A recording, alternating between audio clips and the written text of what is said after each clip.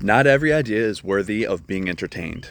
I think there's this false premise today that if someone says something, especially if it's counter-cultural or counter-traditional narrative, we need to hear it out. We need to hear out the idea, right? And the problem with that is you should be able to study the fruits of an idea. You should be able to look at the baseline premises of something. And before you need to engage with a whole lengthy book or really commit your time to it, you should be able to discern, is this really going to have anything of truth in it, or is this author operating from an entirely different worldview than I am, or than Christ or Scripture does? My aunt was a bank teller for a while, and she didn't have to study every counterfeit currency. No, she had to study true currency, and upon knowing what a real $100 bill looked and felt like and everything, could detect signs of fraudulent currency. Similarly, if you know the fruit of the Spirit, if you know your scriptures, you don't need to necessarily entertain every idea. You can detect those quick telltale signs that, hey, this probably is not something worth entertaining, worth steeping myself in.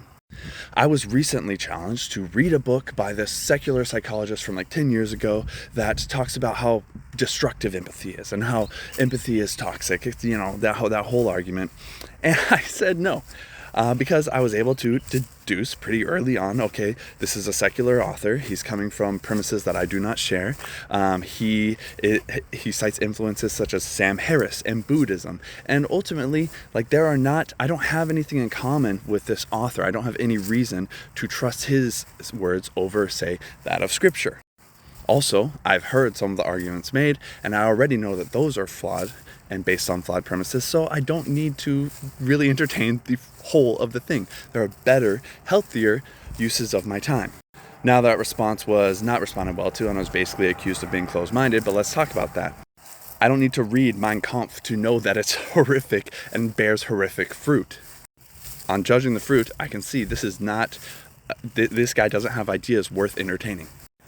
Eve should have done this. Eve should have seen the serpent begin with a lie about what God said and stopped him right there. She didn't have to entertain the ideas that he was proposing, but she did, and it didn't lead anywhere healthy.